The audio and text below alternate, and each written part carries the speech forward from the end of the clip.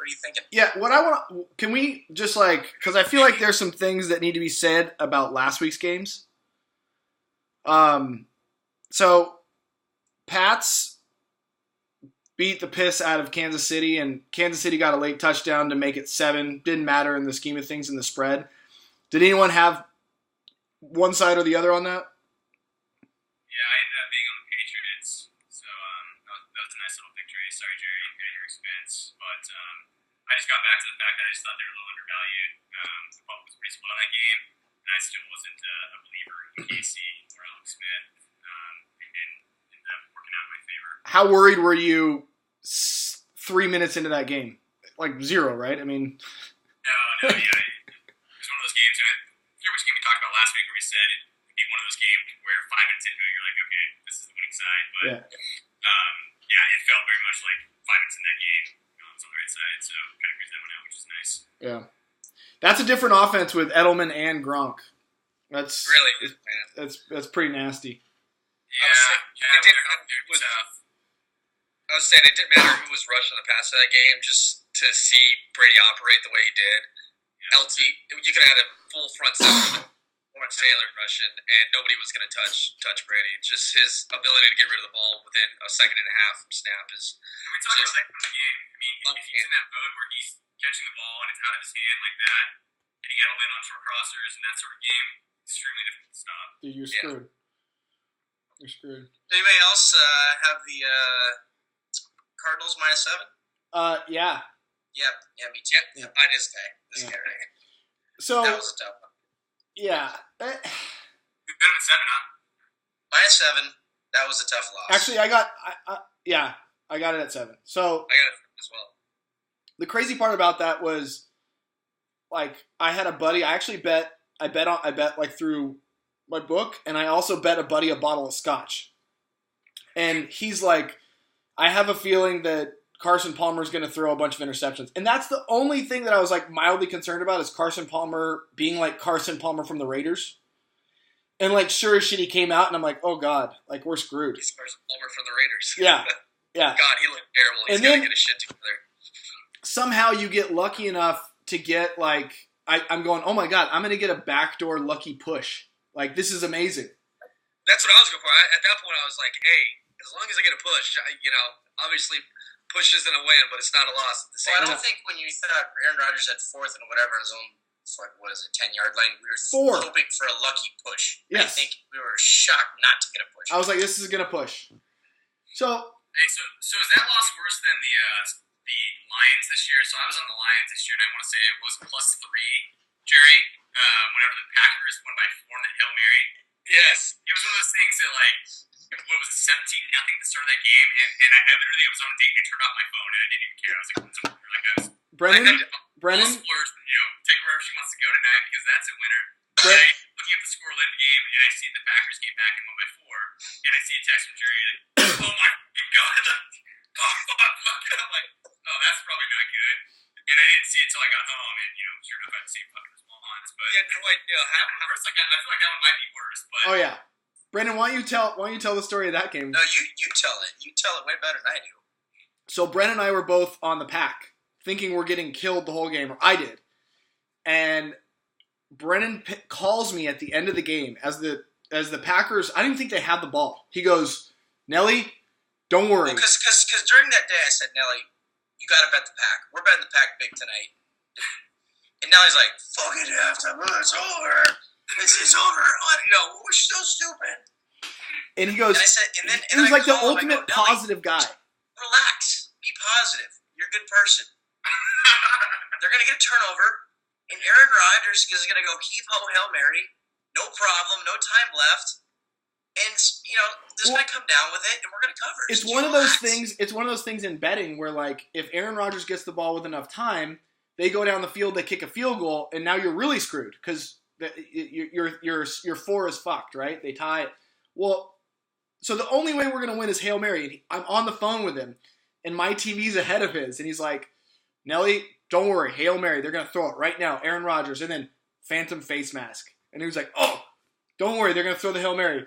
And I'm on the phone, I'm like, he fucking got it! And he's like, what? What? Oh, he fucking got it! Going crazy. You gotta have a positive attitude.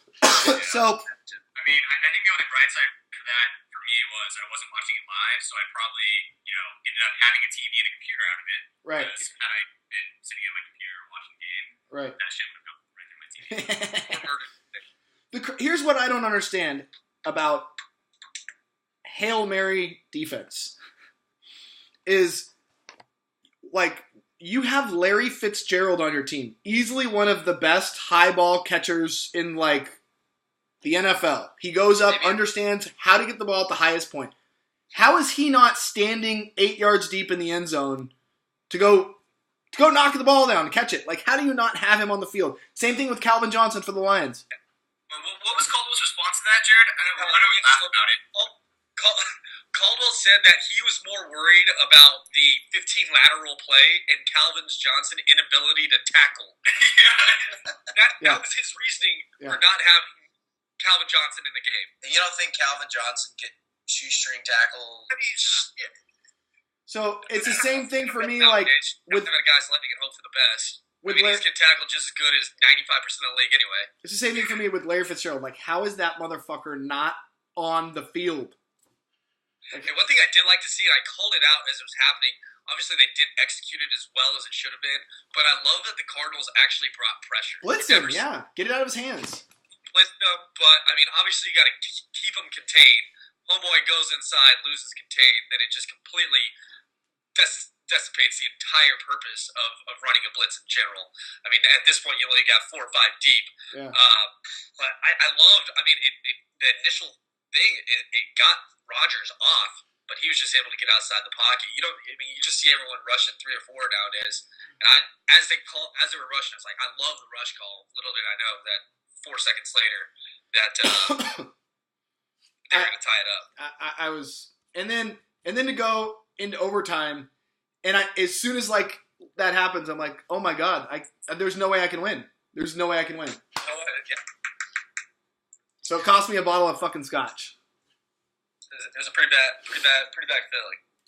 So, Seattle, Carolina.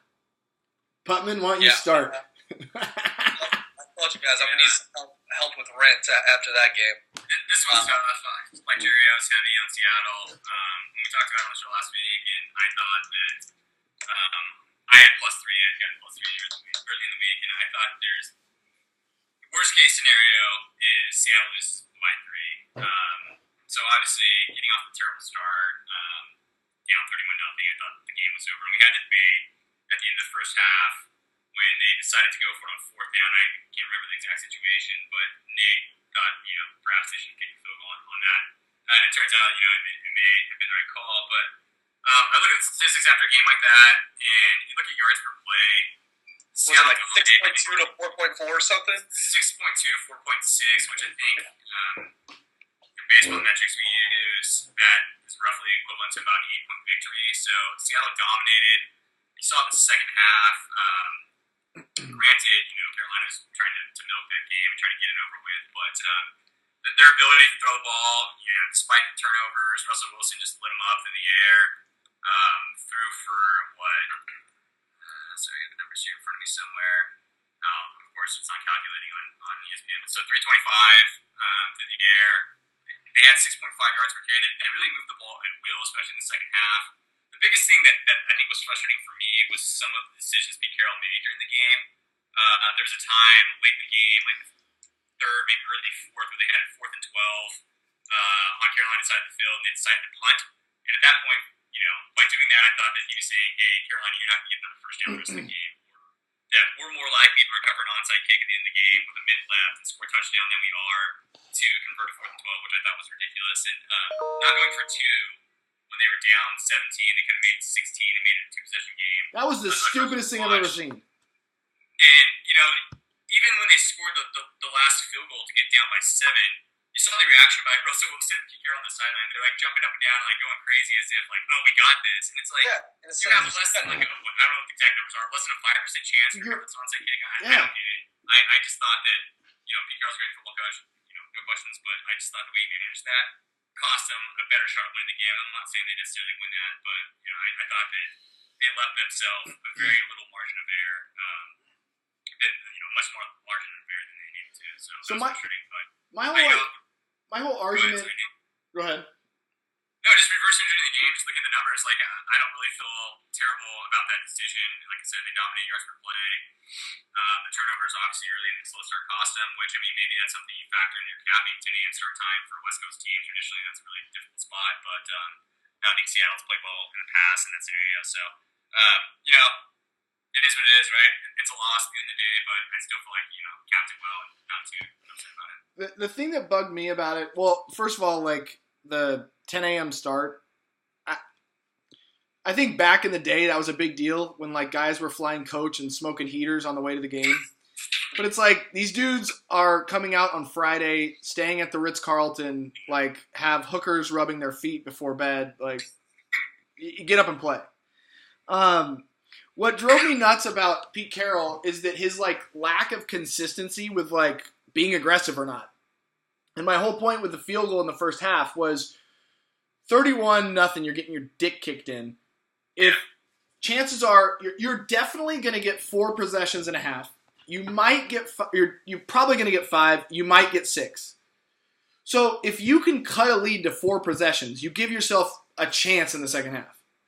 Instead, he like goes for it, they don't get it, then he tries to kick a field goal the next time. It's like, and then like the one time he goes for 4th down, runs a fake field goal, then doesn't go for 4th down. It's like, dude, make up your fucking mind. Wasn't that the same drive? So they ran the fake punt and they're deep in their own territory. Yeah, and then they don't go for it. And then they get 4th and 12 on the 45-yard line. They're like, that's a great punt. And then 20 yards in field position. Stupid. So that's frustrating. It drives me. I can't stand it. It's kind of like what you said last week is like, dude, if I can like call Madden plays better than you can actually coach, there's a problem.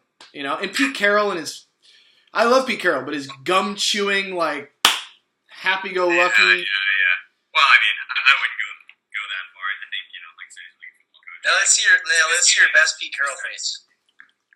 I'm not even mad about making the bet. I was just mad that Pete Carroll fucked it up for us, is what I thought. All right, so Pittsburgh, this was another crazy one. Pittsburgh was getting, I got it at 7.5, yet I took the money line. I took the money line. That's screw it. Now, granted, I watched the Seattle-Carolina game. I was at a bar, and I had a Bloody Mary with breakfast, and I probably had 4 double kettle OJs, and then I had probably 6 Coors Lights and probably 3 shots of tequila. So, had a decent heat going.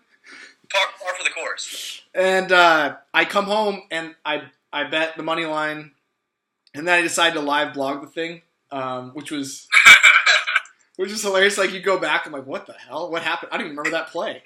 But this was a game I thought Pittsburgh had the game. They should easily win this game. They had multiple chances to, like, put this thing away, and they let stupid Peyton Manning back in the game and somehow figure out a way to lose it.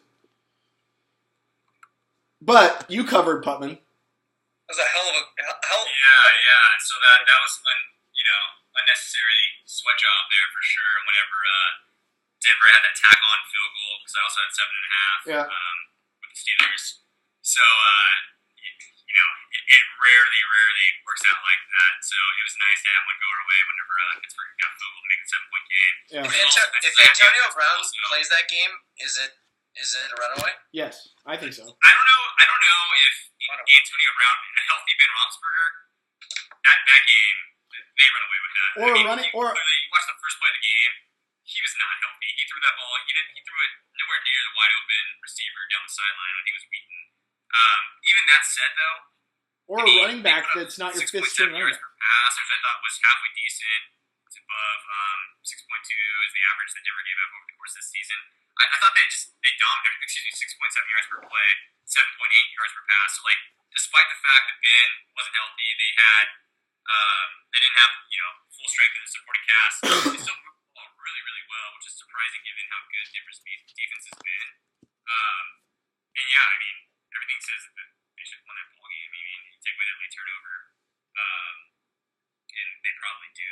So, I think we capped that one run right. I think we all talked at the beginning of the week the fact that Pittsburgh was a play there. If Roethlisberger played, we all thought he was going to play, which I was surprised as that number stuck around 7.5, I thought for sure it would come down. Yeah. But yeah, fortunate to catch them. That's why I just left the points out there and took the money line. That was a smart thing to do. Yeah, I love the aggressiveness. It was New England and the Jets when you were down here all over again, Put. Yeah, Down 10. Same exact situation. Down 10. All right, hey, we're in field goal range. Let's take the points now. Rely on it's like only yeah, that that was was a big bet for me. So this is what is it, probably week 8 or 9, and Jerry and I started running these numbers, and we spit out that we had a huge advantage on the Jets at the Patriots. I think the line opened at 10. I on Tuesday or Wednesday or something like that got in my car, drove from Bakersfield to Vegas, and put like $5,000 down on it, right? And I took for $4,000. I think I took USC over Utah and we cashed that one. So rolling over, we're having a good morning. We're watching this game. The Jets are in the game the entire time. They're covering. They're on the verge of winning. I think Brandon Marshall drops a touchdown or potential touchdown pass that would have put them in the lead with late in the fourth quarter. Somehow, as the Patriots always do, they end up I want to say 3 points. They're driving the ball with 4 or 5 minutes left. They could potentially run out the clock, but they don't because they're assholes. They go score touchdowns and cover games because Gronkowski scores literally the easiest touchdown of the NFL. It's one of those plays that's like third and short, and like the Jets was like, hey, we see you stop. I think the first down, the game's over. And Gronk's wide open down the middle of the field. Stumbles in for a touchdown. So the Jets get the ball. They're down 10, and I'm just in the fetal position on the floor in Jared's place. And they drive down and end up settling for, I think, a 52-yard field goal. 53 yards. It's a 52-yard field goal, and sure enough, fall fucking start before they kick it. They back them up 5. So it's a 57-yarder, right? They line up, they kick it. It looks straight, but it's like distance is an issue. Like, who's it full? Because it's like 55 or 56. Jared goes crazy when the ball's halfway there, and I'm like, what are you doing? What are you doing? Jared's watching the kicker, and apparently he kicks the ball, and he turns to the holder and slaps his hand while the ball's halfway to the upright. Cash right down the middle. Jared just tackles me. We're just on the floor, just dry humping each other and just screaming. And Jared had people over there, so like his girlfriend was there, and a few of her friends, and they're just looking at us like we're retarded. Like, what the fuck are this guy's doing? Like, it's a 7-point game still. Dude, but, so I guess that's gone my way twice this year, so I probably should stop betting. That's great, dude. That is great. Like that makes you like how come like Vegas doesn't look into like we're gonna go ahead and investigate this game. The fact that these guys are kicking field goals. Well, it's one of those things too, because like even like managing those situations from like a coaching perspective, it's like I don't think it's guaranteed they keep the field goal in that scenario. A lot of times, like coaches like, we're just gonna go try to score the touchdown. Yep. A bunch of times I'm like, because I need, I have a 4 point spread. I'm +4. Go score the damn touchdown. Yeah. Oh, listen. Did that happen again this weekend? Just kick it. Did that happen again this weekend? Yeah, we were just talking about that. That was the Pittsburgh game. Yeah, that's what we were talking about with the Steelers game. Those beats and wins are like the best. I mean, they really do. They go down as like it's incredible. Yeah. I love how I can't even remember what game it was. Well, that brings us. Let's finish up this piece of the pod. Huff, can you recall and tell us the story of your airport run? So to recap, you were at a bachelor party all weekend. Yep. Golf. At least you texted me on Sunday at 11 a.m. and said you just finished your 16th Budweiser. Probably. I was with Bean. Bean had this fucking. No, that was Saturday. Oh. And Bean on the drink card from this woman, all we were drinking is sandwiches, like Budweiser. Budweiser. Bud heavy. Bean wouldn't stand up. Like we're on the cart, like we're first drink out of the morning. I get him, Bean and I get a little vodka, get us going. First stop at the drink cart, second hole. We have 4 Budweisers and a 16-ounce shotgun. Just whoa, boom, boom, boom. 4 holes later, shotguns. Oh, Bud Lights or something, just something. Nope, Budweiser. Nope, Budweiser. Here's the part of the story right after the 16-ounce Bud Light. Well, so we par the first 2 holes of our scramble, and I'm like, oh, fuck it, now we're just gonna suck. It's time to fucking start over. 16-ounce Bud Light, warm, that's been in my golf bag for about 6 weeks. Smash the shotgun. projectile vomit all over the tee box. Proceed to shoot 7 under in the next 7 holes. Plays out of his mind immediately after shooting on the tee. That's your deal, Huff. Jerry, you go birdie, birdie, birdie, birdie, eagle, birdie. After a puke shotgun and about four sandwiches. And this is the Biltmore, and everyone is, I mean, it's wide open. This isn't like in the bushes. Yeah. This is like the Biltmore Four Seasons Resort of Arizona. We are screaming, high-fiving, butt slapping, beer throwing, swearing, like, just bad. Like you were at Bushwood Country Club. Oh, yeah, worse. You were Rodney Dangerfield at Bushwood. So you almost, we got about 2-3 minutes here, Huff. You almost missed your flight. You want to tell us what happened? On Monday. Well, I'll give you some of the details, and I'm sure the story's been heard. So, Jerry, Tom Romaine asked me, he goes, will you help me finish all the beers in this entire house? I said, yes. I'll do everything that I can. So we are drinking. Everybody goes out. Like a handful of the crowd goes out to parties and whatever. They come back home like at 3 in the morning, all sloshed, and go to bed. They're like, what are you guys still doing up? Like, we thought you could be in bed hours ago. Connor calls me, thinking I'm asleep at 5:52, and goes, buddy, where are you? I'm like, I'm out in the living room drinking. Where are you? Oh, buddy, we gotta go to the airport. Okay, let me go get my stuff. So I go get my stuff. We go to the airport. I'm trying to find my shoes. Can't find my shoes. Connor's like, I don't fucking leave you. I gotta go. Gotta catch our flight. I'm like, shit. So I throw my golf clubs in the bag. Just get to the airport. Jump out of the Uber. We gotta kind of run at the ticket counter with Southwest. And I'm running with my golf bag, trying to roll it. And I hit like 6 turnstiles. Like, knock them over. Just wham, wham, wham, wham, wham.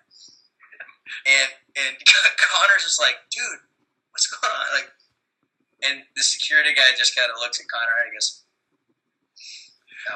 no. So the security guy then waves to the Southwest attendant's like, so I go to print my boarding pass, I put my golf clubs on the I like how you act like nothing was wrong. Like, you saw this, but you're like, nope, I'm still getting a boarding pass. Yeah, at that point is whatever. So the security guy at Southwest goes,